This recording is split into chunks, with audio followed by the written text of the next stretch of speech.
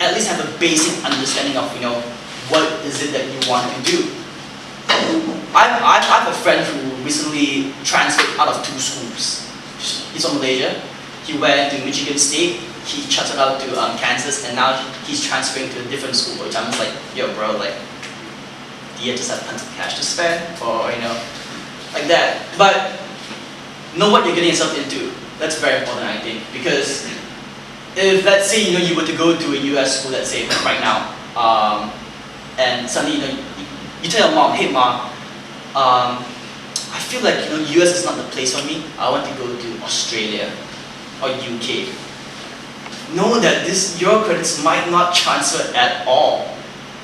And you've never taken any, if you've not taken any any matriculation courses like A-levels or SAM or whatnot, you're basically a fresh grad out of high school with nothing.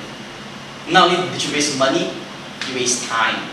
Think about it. Let's say you're 22 years old and you're only getting the foundation, but the amount of time lost. So that's a huge factor. And I would say it's okay to be uncertain of what major you want, but know that once you get onto this, there's no backing out, or if you back out, it's going to be a huge loss. So think broadly, if you think that, do you want to go to a community college or private school, state school, your major, I feel like your major is very important, don't let your parents say that, hey, 仔，我依家係 you are engineering, confirm got a lot of money to make one. Don't just do that because of the money. Don't let money be your sole motivator. And that's why I think it's the most important one.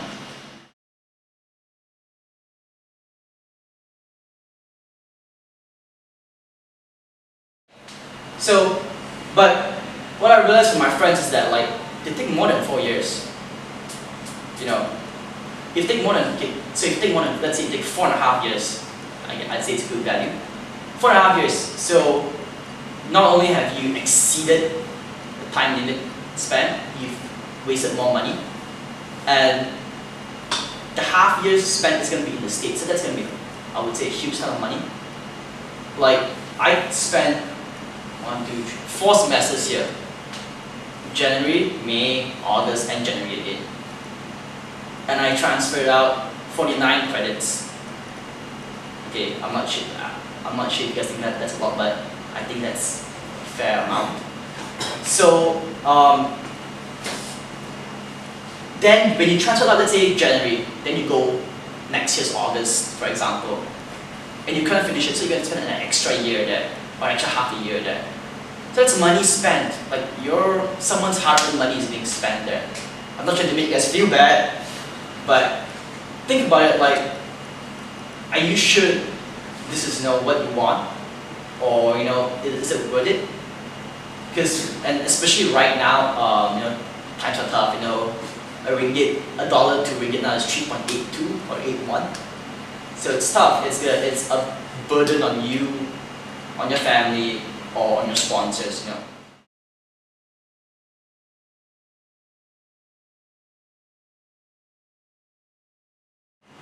Okay, you can do it. Malaysia, the additional budget limits you to only 15 credits per semester, am I right? 15? Minimum 12. Minimum 12. Not maximum, but we don't really encourage students to take five. Yeah, because I took 10 credits during the short semester and I got scolded, so that's me. But average people take there about minimum 15. Minimum 15. And how some, when you guys go there, you're going to be like, oh yeah, 15 seems a bit too much, a lot. Let me take 12. Then once you get into the 12, 13, 14 comfort zone, you never want to go out more. Okay? That's kind of dangerous. That takes a lot of time. And when you see your friends graduating, you're going to be like, why am I still in school for so long? Am I doing something not right? So, yeah, get out of the comfort zone, take a bit more classes. I would say try not to fail them, of course. And know that academics are very tough in the US. What you're experiencing right now is your honeymoon there. because once when you go there, it's gonna be a whole new ball game. Which is 60 here? C plus. D. D. What's your A? 80. Like mine. 90. Okay. So that's not too bad. In the US, A is about 94 onwards. You may be like, oh shit, you know, damn, that's almost nearing to a perfect score. But you can do it. Okay, you can do it. I went last August, and I partied too hard. Okay, I partied too hard. I got my first C's in college. Then I was like, oh, you know, damn, I can't be doing this anymore, you know. And last semester I got a 4 flat. So yeah, you can do it. Of course, I did party once in a while. Do learn to enjoy. Do learn to enjoy. For me, what my mistake was that I enjoyed too much in the beginning, and I paid for the consequences afterwards. So do learn to enjoy. You know, have fun, mix around, don't join clubs. You know, people there are super friendly. You know, and don't be bothered about the whole Asian stereotype. That's all I would say. You know how Asians must stick with Asians, or you know. Chinese must stick with Chinese, you know, white with white, blacks with blacks. I mean, that's a very common perception that you guys always think, and it's not true. You know, go out, meet new people. You know, don't go to a class and hope, and in your mind, you know, fingers crossed, like, someone please talk to me. To this and this, someone will talk to me. Yes, no, don't do that. Talk to the guy or girl next to you, in front of you, the back of you.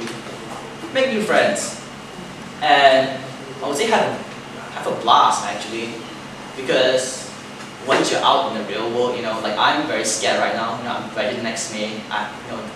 Stress of finding a job. You know, am I gonna be able to pay back my parents? You know, my parents invested so heavily in me. You know, am I gonna make them proud? You know, so on and so forth. So do enjoy while you can.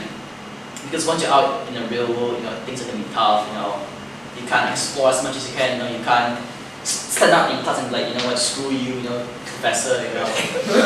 Because that's what someone did in my class, like, he just stood up and like, yo, you're boring. And he just left. But he got an A for the class, you know. Maybe he's smart, I don't know. But you can do that. I mean, don't do that, but you can do that. So, you know, it's exploring, you know, discovering who you are as an individual. You know, I didn't know that I would like philosophy so much. You know, it's kind of fun. But yeah, do enjoy it, have fun, and don't take academics too seriously. Although it's kind of important, but don't revolve your life around it all the time. Meet your friends, you know, so on and so forth.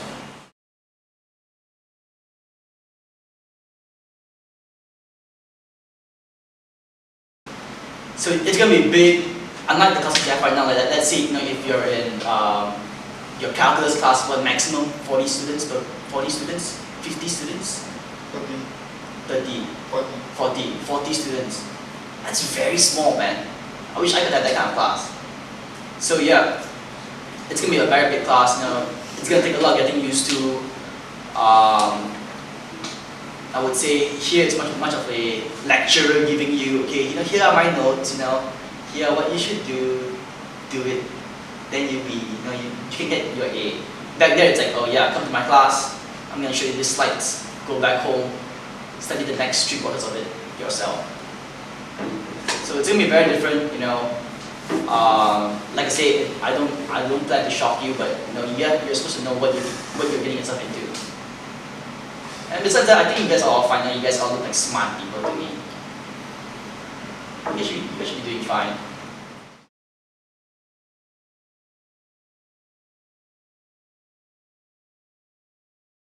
I'm currently living on campus because when I first transferred, it was because I had no idea, you know, where to live or whatnot.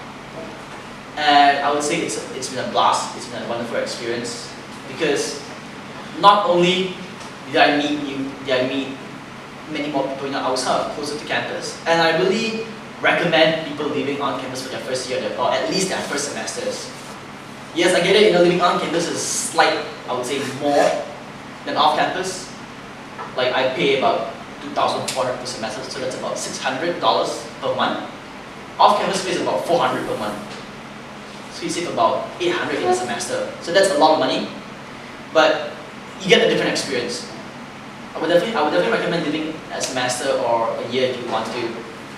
And it's not only because that you get to meet more people, because your hallway is big, so you get to meet everyone, so on and so forth. You know, you guys have dorm outings, dorm meetings, floor meetings, so on and so forth. So I know it's kind of difficult to outweigh, experience or money, because they're both kind of way equally important. But in my personal opinion, I would say go for the experience. Pay slightly more bit in your first year, then if you're ready to move out, you move out. Just know that living off campus is not very convenient if you don't have a fully equipped transportation system or you don't have your own vehicle. UMASS is very lucky to have buses that goes all around, on and off campus very frequently. But if you guys, I'm not sure about other states, because if you guys do go there and you guys live all the way off campus and you guys don't have a car, you're gonna walk like 40 minutes just to get to school, man. So it's not a very good idea, but I would say on campus.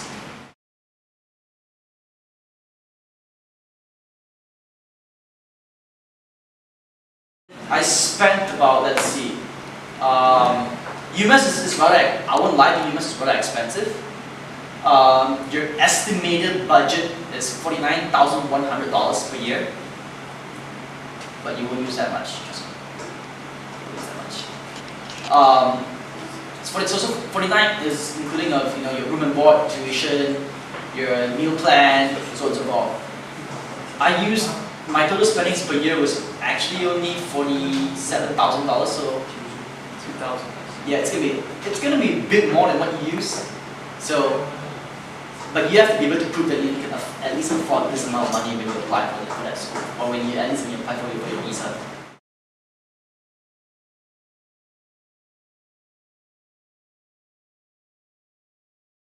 I can't answer that because I'm not graduated yet. Okay, but I will tell you one thing. I applied to over 120 internship jobs this past summer. Yeah. After graduation or before? Yeah, for an internship this summer. You may think that it's a lot, but it's about an average amount. I only got one callback. And I went for the interview, and he was like, oh, afterwards he sent me saying, hey, despite that, we decided to move on with someone else. So I would say it's tough. It is definitely tough. I mean, nothing in life is easy. Even if you're in college, it's not easy. But I would say you have a slight advantage if you're dealing with computer, data, so on and so forth. Engineering used to be pretty much of a big deal, but now it's just like, meh. But computer science, like I have a friend who he's from Vietnam. He rejected Google for Facebook. He's a computer science major. He's getting paid $150,000 a year right now. So fun fact, you guys get paid that much. So yeah, if you're dealing with computers, it's going to be relatively slightly on the upper advantage, but don't bang your hopes on it. Either way, apply hard, apply rigorously, so on and so forth.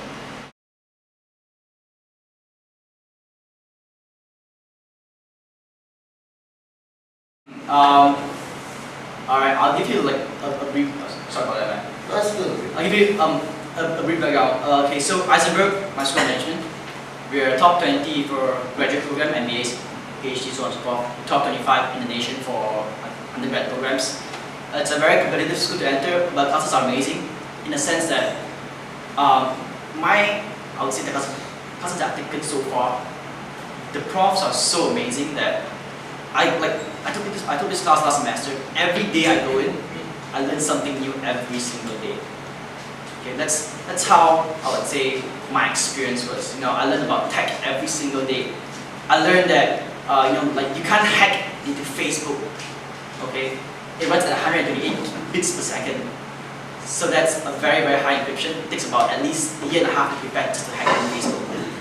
And you learn about DDoS, so on and so forth. You learn about data. You learn about marketing. So like I took my marketing class and I was introduced to this guy. He's from Boston, and he was one of the few founders that created SPSS. If you guys don't know what that is, it's a stats app where widely used right now. So he was one of the co-founders of it, and he was like, oh yeah, I think I was part of that. And I was like, okay, yeah, right. So and he was just so chill, but he was like, yeah, no big deal. I was like, whoa, okay, man.